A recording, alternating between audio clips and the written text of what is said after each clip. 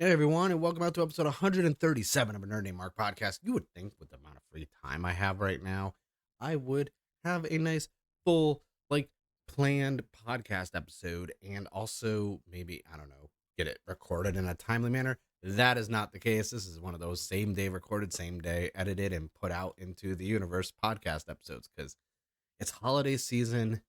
uh, we just spent $100 shipping out stuff last minute. So I'm like, oh yay, this is great because I'm tired. But there's been a lot going on. Um, things behind me, like I had to move the camera around because like things around here are a big mess back here. I'm organizing a lot of stuff right now. Uh, and there's gaps on the manga wall because I bought some new manga that I'm gonna be talking about. We talk about a new game I'm playing, some collectibles I found, and comics as well. And then for a main topic, I kind of want to talk about Avatar. Not the Last Airbender, but the whole James Cameron film.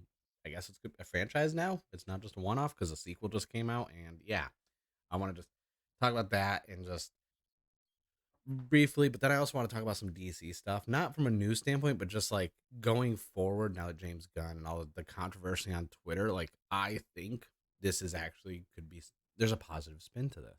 And I want to talk about that as well. But like I said, the holiday season is upon us. Structure's gonna be really weird for the next couple weeks. Next week I'm gonna be talking about some of my favorite Christmas movies. Always, always, always. It's just my excuse to talk about Gremlins as a Christmas movie, honestly, because Gremlins, like everyone always like Die Hard's a Christmas movie. No, Gremlins is a Christmas movie. Gizmo the Magpie was a Christmas present. It's a fucking Christmas movie. And talk about some other stuff too. And then for the end of the year, right after that, the next episode for the last episode of the year is going to be me just basically going over like my nerdy year. Not my nerdy year in review, but just like talking over some of my favorite movies, favorite games. I'm not listing everything. It's not going to be top 10 this or that because I know a lot of people like to do that. That's not my style. I'm just going to talk about all cool things of 2022 and some of the things that weren't so cool. But other than that, for me personally, anyways. So let's not waste any time. I'm going to start off with video games because there's just basically two games, honestly. Uh, so I finished the Pokédex in Pokemon Violet, and did the Charizard raid. Last week's episode, I did the review of the game without spoiling anything. I do plan on doing a deep dive spoiler into the story with things that work, things that I like that made it different from previous generations. I do plan on doing that at some point, maybe. But the other game I've been playing is Crisis Core Final Fantasy VII Reunion. Remember this game on the PSP? This was a good game. I loved that game back when it came out. So pick this up on the Switch. It looks good on the Switch and it runs really good too. I was genuinely shocked. Um, I will probably play it on one of my next gen console, my PS5 or PC at some point. But I really wanted to get it on the Switch. I've been enjoying it on the Switch. No issues. No, like I know some people are like, oh, it's not the greatest on the Switch. I have no issues. I've been enjoying it. I mean, I played it on the PSP, so when you think about it, that was a really, I mean, at the time that was like wow, but like you go back and you look at PSP stuff, you're like, no, no. So yeah, that's what I've been playing. Coffee. And I'm gonna go into manga next. Change it up a bit. 'Cause I did get a lot of manga this week. On the YouTube channel, I started reviewing manga. I started doing monthly hauls, going over everything I bought for the month because not everyone on YouTube and watch the podcast are watching other stuff. It's grab bag, and then a lot of the audio listeners obviously aren't watching on YouTube. So if you're an audio listener, you already know what I'm picking up because I'm telling you. But on YouTube, I do a monthly haul breaking down all the manga I bought for the month, what my favorite picks of that month were, and whatnot. So definitely want to check those out. I have the November video up. I've already been keeping track and tallying for the December video, and I'm hoping it's not going to be as drastic, honestly. So first up, I finally was able to finish a set. Well, at least a chapter of a set. I got volumes 4 and 5 of ReZero, Starting Life in Another World. This is volumes 4 and 5 of chapter 2, A Week at the Mansion. So the first chapter was like two, or I think two, maybe three volumes. Chapter 2 is 5 volumes. Chapter 3, I think, is 12 volumes, and then so on. So, like, this finishes up chapter 2, so I can finally finish chapter 2. I know everyone's like, oh, you could watch the anime. It's like, I have so much time. I actually enjoy reading. So, I'm really excited to finish chapter 2 of that. I really like ReZero. It's actually very enjoyable. Eventually, I will watch the anime. Next up, I'm playing catch up on a few series. I just now finally got chapter 12 or volume 12 of Rent a Girlfriend. I know I'm like 3 volumes behind, so I'm playing catch up with that. And I'm still playing catch up on Don't Toy with Me, Miss Nagatoro, because I just picked up volume 10. I know, I think this month volume 13 just dropped, and I know volume 15 or 16 for Rent a Girlfriend just came out. But I was like, you know what? I'm still playing catch up on those and reading those. I mean, it's a long series, like, and with all the other manga I'm reading, it's like, yeah, I'm trying to play catch up. A new one, uh, which I was really excited for. We finally got the English release, thanks to Stonebot and Titan Manga. We got Kamen Rider Kuga Volume One. Finally, I have a review going live for this. I'm really excited for this. Like, I enjoyed. I literally, when I got this, I was like, just sat down in the big, 6 foot beanbag and just read it in one sitting. I was so happy to finally get an official US release for this. If you haven't already, it's available on Amazon. It's available at Barnes and Noble. Like, go pick this up. Books a Million. Just go wherever you want. Pick up this manga. Kuga. Anytime we get more commoner stuff here, like buying it, getting the sales and numbers, like this shows that we get, that it's gonna hit here and we should get more stuff. Speaking of Toku inspired manga, I actually did a review for volume 1 of this, and people actually enjoyed the review. And I was like, well, I guess it was like my test. Will reviewing manga work? Because I've always wanted to. I have a big collection of manga. I'm at well over 200 volumes just purchased in the last year and a half, or not even. And I read a lot of manga, and I always wanted to review it, but I always didn't want to like fall into that. If I start reviewing manga, is that what my channel is going to turn into? Because it's already been like that with Toku stuff, and I've been trying to not fight it, but trying to get my other content noticed, because I know Toku stuff's so niche, but it's like there's more to me. Like, this channel wasn't supposed to be just Toku stuff. This is everything that is kind of an expanded universe of the podcast. So if I'm talking about manga on the podcast, guess what? There's gonna be manga reviews on the YouTube channel. If I'm talking about comic books on the podcast, there's gonna be comic book reviews and movies and so on and so forth. So I've been trying to get more manga reviews. But volume 1 of Go Go Loser Ranger, I was impressed with the feedback and this and that. So I was gonna buy volume 2 anyways, but I am gonna be reviewing this. I got volume 2 of that, and I'm really excited to actually review that. And also, in my review, I talked about how this would be great if it had an anime adaptation. And literally the day my video review went live, it was announced that it was getting an anime adaptation. So I was like, "You son of a bitch!" I'm not recanting. I'm not changing my review. It's whatever. And then I got Yokai Watch Volume 19. I'm glad Yokai Watch is still being released thanks to Viz Media. I love Yokai Watch. Um, in my video, I'm going to be doing another episode of the podcast, like a special episode going over the content roadmap of 2023. I will tell you there's something Yokai Watch related for it, and I'm really excited because it's something behind the scenes I've been working on for about a month or so now, and I'm really looking forward to putting that out there. Next up, so after it was recommended that I check out like Solo Leveling, and I've been aware and conscious of this Webtoons site. I don't check it out or anything like that, but as more stuff is getting like released physically, and it's kind of funny from the marketing standpoint. Like Barnes and Noble markets like, hey, manga in color and this and that, and I'm like, cool, or manga. I know I switch between how I say it depending on the sentence, and I was like, okay, but I don't really check out stuff, but I have a lot of friends who do, and they always recommend stuff to me. And this one is called The World After the Fall, and I got the first book of that.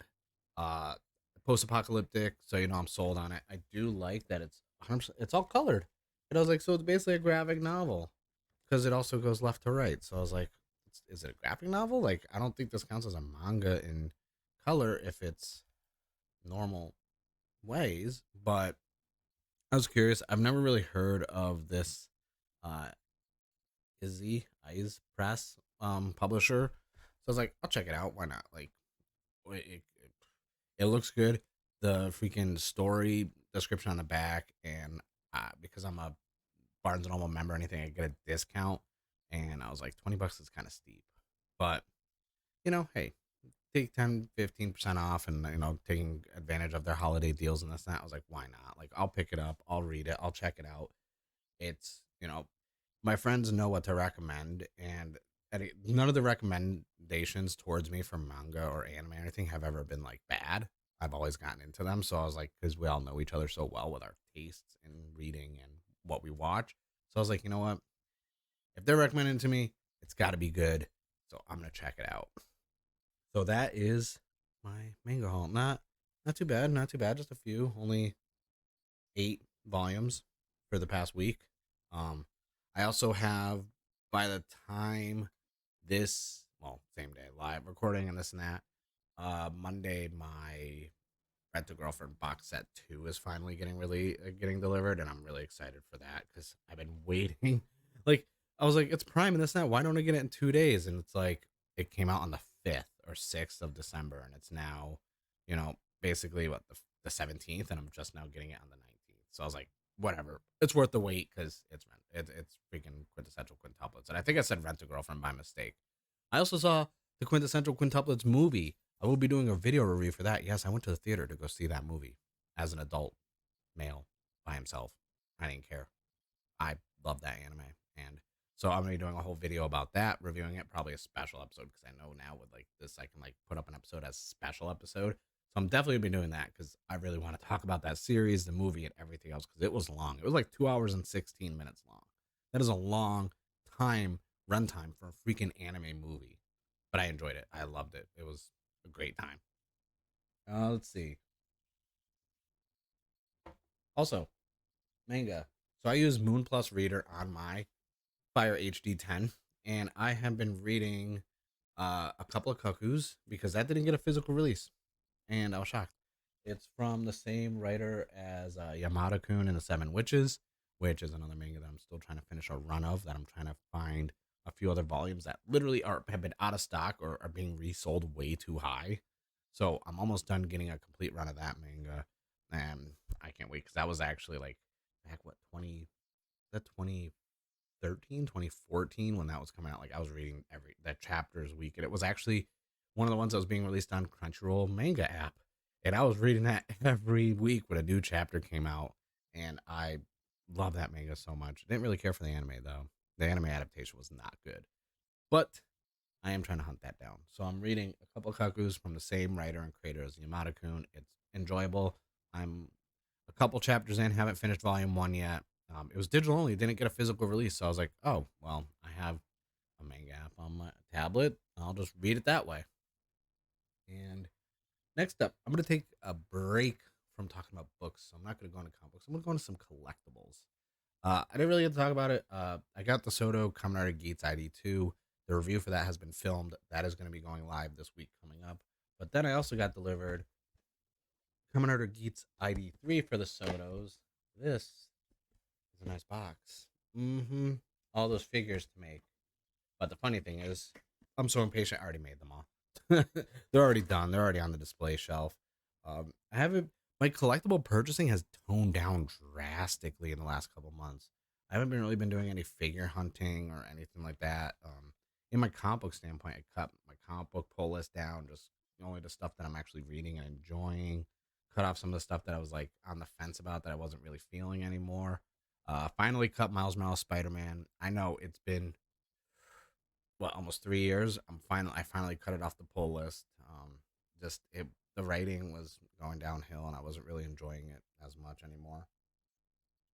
And it's been that way for a while, but I was like blindly optimistic that maybe the writing would get better, but it didn't. Another figure I found at Target. This is series one. This is from Fat Mojo. I got Seto Kaiba from Yu-Gi-Oh! I was like, what the hell? It's fully articulate. It comes with all these accessories like the dual disc that he can hold, like that goes on his arm. Uh, you know, his hand holding three cards, a hand where he's like one card fit, like all these like multiple hands, and it comes with a card. I don't know what card's in there. I haven't opened it. And so wave one is Joey Wheeler, Yami Yugi, and Seto Kaiba. And I was like, okay, like this is cool. And the fact that you can fully pose them, they're articulate, and the size of these ones, they match standard like figures. So like the Sotos will are the same size as that. And I was like, you know what? This is a good find. I like Yu-Gi-Oh! And I feel like outside of the creatures themselves, like from Funko Pop for the monsters and stuff like that, other than that, we never really got any other Yu-Gi-Oh merch besides the TCG since like season one or two of the show. We never really got any other merch for it besides games and the cards. So this is really cool. I'm gonna hunt down Yami Yugi and Joey Wheeler because obviously that's the new thing. Now that I finished my NECA Toonie Terror set, I have been fiending for a new toy line to collect and complete a set for. And I think it's gonna be this Yu-Gi-Oh! I think that's the new set that I'm gonna freaking dive into and be like, yo, I'm gonna get all of these, and then they're gonna be on display. It's gonna be great. Yeah, so that's it for toys and collectibles. Like, it's Christmas time, so a lot of stuff, I'll do Christmas shopping. So obviously I'm not gonna spend too much money on myself, obviously. Um, so let's jump into comics because sadly I forgot. My dumbass forgot that I didn't freaking get any boards and bags while I was at the comic shop, and I ran out. Like, I only had a couple left, so I didn't get the board and bag everything. So now I'm just like, probably after I'm done recording, editing, and putting this up, I'm probably gonna have to run back to the comic book store and get some boards and bags. Um, so right off the bat, I've reviewed volume one of this comic, and then they accidentally didn't pull volume two, but I got three through like eight now, and they finally went back and they found me a first print of volume two for Little Monsters from ID Image. This is Jeff Lemire. I love his writing, obviously, so I get so I've already said like I follow writers, and uh, so that I also got volume eight. I love this cover. It's a nice cover. And then let's see, IDW is coming in pretty good with some more Godzilla stuff. So I got Godzilla Monsters and Protectors All Hail the King issue 3. So this is all King Ghidorah, sorry, and Godzilla fighting. That's the storyline of that one. I got Radiant Black 20. Hmm. I love Radiant Black so much. I'm gonna start doing some Radiant Black content, honestly. And then I got 10,000 Black Feathers. This is from the Bone Orchard Mythos. It's Jeff again. You know, I love that cover too. Then I gotta get my one shots, and I don't know why this is the Happy Horror Days one shot from the Chilling Adventures. You know, obviously Werewolf and Riverdale and whatnot. So I was like, hey, I like Archie horror. Then Ryan Parrott, big fan, great guy, great guy. Got my Rogue Sun issue 8. Like everything from the Massiveverse right now is just so good. Do not sleep on the Massiveverse, please. Go check it out. You can get the trade paperbacks of Radiant Black and everything else are available now. If you have Comixology through Amazon Prime, you can read them right now. I just went through and read volume one again, even though I have a physical copy. I was like, well, this is a lot easier and less, risk carrying this around to read than it is bringing a trade paperback with me that could get damaged, or I can get a paper cut. I don't want a paper cut. But so I actually use Comixology, and I've been rereading Radiant Black again. It's on Comixology. Go sign up for it, or go pick up the trade. Pick it up on Amazon. Even it's there. Um, Also, while you're there, pick up the Rise of Ultraman and Trial of Ultraman on trade too. They were on sale, prime shipping. Get it within 2 days. Another one for the Massivers. We're talking about that. I got the Dead Lucky number 4.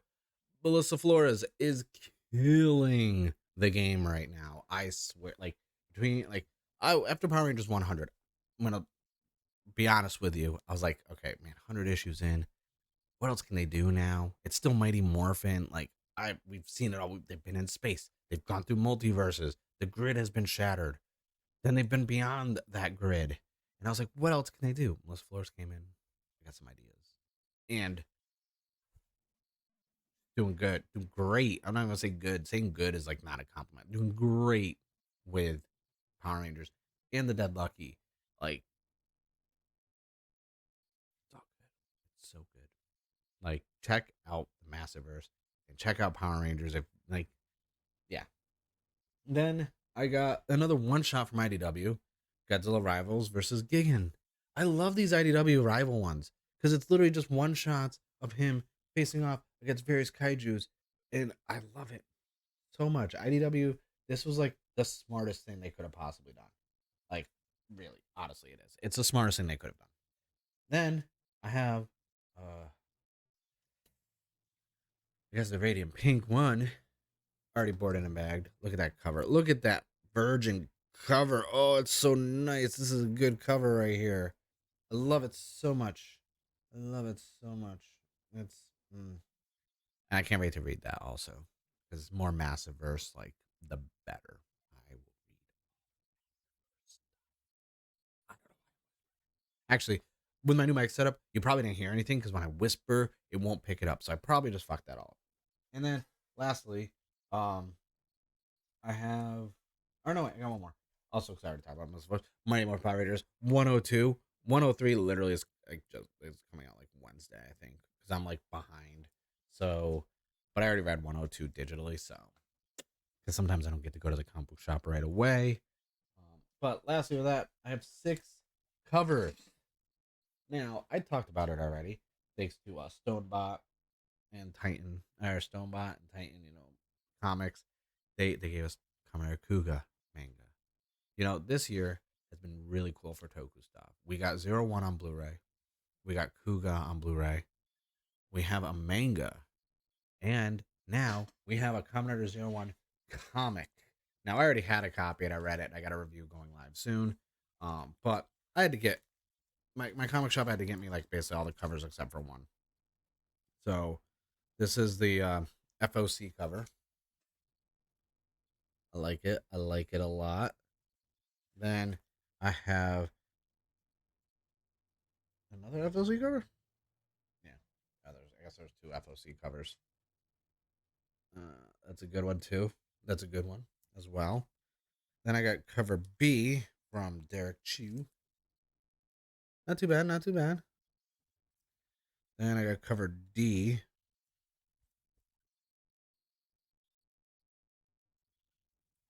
I should put them in order by cover letters. Then I got cover A. I actually really like this one a lot. And then lastly, I got cover C, which isn't bad. So yeah, I got 6 covers. The only one I'm missing is like the blank all green cover, and I think there was like one other one I think, but yeah, I had to get all 01 covers. It's Kamen Rider. I did the same thing with Ultraman. I did. How many Ultraman covers was I getting? I was getting all of them, and then I was getting like the 1 in 100s and shit like that. Which, I mean, I don't regret getting them, but my wallet does. So that's comics. That's manga, collectibles. Um, Before I get into DC stuff, let's talk about Avatar. Am I the one who doesn't care about this movie? I feel like an asshole for saying that because it's been like what 13 years and this and that. Like everyone's like, oh my god, like it looks breathtaking, this and that. I'm the only one who just doesn't like the writing. Like the first one was poorly written. From what I've seen of the second one, from a trailer standpoint, it doesn't look like the writing is any better. It's basically just making this very overly visually appealing movie, and it's shallow because the substance of it, like the meat and potatoes, which is the story and the characters, is just ass. But I feel like that's just me. Like, I mean, I have a few friends who agree, like, who have the same opinion, but I was like, a majority of people are just like, this could be the best movie ever made. And it's like, really? Like, the best? The first one wasn't even the best. It made a lot of money, but it doesn't mean it was the best. Like, I don't, I just feel weird because, like, I don't care to see this movie, like, at all. Like, I have no desires to go spend money and sit in a theater and watch this film, whether in 3D or not, or 2D. Like, I just have no desire to see it. There's, and they spend all this money. Like, I see trailers constantly for it, and I'm like, I don't care. So If you're watching on YouTube, let me know in the comments below what you think. Are you hyped for Avatar 2? Like, it was it The Way of Water or some shit like that? I don't even know what it's called. I think that's what it's called actually. Let me know, because like I feel like I'm in this vast minority of people who just don't care and don't want to see it, but everyone else is hyping it up so much, and I don't really buy in. Like, I never buy into like the group mentality of hyping things up. So like I'm just like fuck it. Like I don't care. I'm like I'm not gonna watch. Like you can hype it up all you want. Good for you. I don't. Doesn't appeal to me. Um. So yeah, that's my. Yeah, I just felt like I don't know. It just was weird that like I had no desire, because like when the first one was coming out, I was hyped for it, and then I saw it, and now I'm just like, maybe he's learned from his mistakes. No, he hasn't. So now I want to talk about DC. Um, as you know, you've been living. Have you been living under a rock? James Gunn is now kind of like the creative overseer of all DC film and television. Um, that makes sense. I mean, the Suicide Squad was good. His Suicide Squad movie was good. Peacemaker was entertaining. Uh, I I feel like I've grown out of like trying to figure out how to word this. I don't have superhero fatigue anymore for films. I don't think it's fatigue anymore. I think it's just my standard and my quality that I want now is too high. And it's not because of Endgame and Infinity War. I think it's because just I've been watching more indie stuff, art house, foreign films, foreign TV shows, and this and that. And you see this quality and this care put into like character, dialogue. You don't waste a scene. And then you see something like Black Adam or Wakanda Forever, and you get so much wasted time in those films. Like Wakanda Forever could have easily been like 45 minutes shorter. Would it have made it a better movie? I don't know, because my issues with the movie had like the runtime of that film was like the least of my issues with it. And Black Adam, that was just all the writing was just there's so much useless stuff in there. And so James Gunn taking over, the new thing is, Black Adam, spoiler, Henry Cavill shows up as Superman in The Stinger. And there's all this effort and everything put into bringing Henry Cavill back as Superman. And now he's out. James Gunn is basically, nope. And he wants to do a younger Superman. He wants to do, younger Clark Kent as Superman and everything else. Not a kid, just like, almost like a Superman year one type situation, which I'm okay with. Because look, that's what the Batman was. That was like a hybrid of year one, year two Batman. And it worked. And Robert Pattinson did a great job. And I'm now at the point where, like, well, if we have a cohesive universe, getting a year one, year two Superman wouldn't be bad, you know? And, uh, you know, the rumor is Wonder Woman 3 is getting canceled. After Aquaman 2, Momoa's done and he's getting recasted possibly as Lobo, which I can 100% see, honestly. Um, Black Adam 2's canned. The Flash is still coming out. I think they're going to use the Flash to kind of like write out and like end all the previous like DC entities, so we can have this new, all fresh DC universe and actually have it be like extended and connected. As long as they don't touch Doom Patrol and Titans, because Titans has like always been pretty good. Um, and Blue Beetle's still coming out, which I'm really excited for. Blue Beetle is one of the most hyped things. Like even I tweeted, I was like, "Hey, Blue Beetle's not canceled. Can we get Booster Gold?" Like honestly, like I want a Booster Gold film real bad. But I know a lot of people are up in arms about this whole like Henry Cavill being done. You know, I think Wonder Woman 3 being canceled is the shocker for me, because 1984 was such a bad film. But Gal Gadot is great as Wonder Woman, and she plays the role of Diana very good. And I think that with the right story, good writing, it could work. We could get a proper third one. Just bring in a different writer, bring in a different director. But I feel like it's almost like they're trying to just wipe the slate clean. Because even James Gunn tweeted about like Ben Affleck.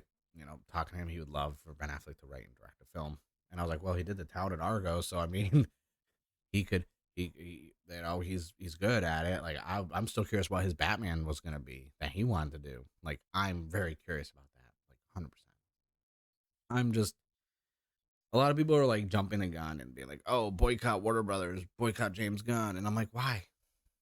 Why? Like, He hasn't even like given us a product yet outside of Peacemaker and the Suicide Squad. He hasn't given us anything yet, and these are the same people that were like on his ass and like kissing up to him and being how great it was once the Guardians Volume 3 trailer dropped like 2 weeks ago. And I was just like, he's consistent. Like, give him a chance. He hasn't even like put out a product yet. So like, I don't know why like everyone's just jumping the gun right now. No pun intended. I just realized that. And I think honestly, like we could get some good. I think this is I'm excited because the DC Warner Brothers like universe stuff has been so jumbled and inconsistent from a quality standpoint that it's just like does yeah, I'm okay with this whole like universe reboot thing, whatever they want to do. This clean slate. Like I'm okay with this because there's been such an inconsistency with filming style, quality, and this and that, and that's it's kind of annoying, you know.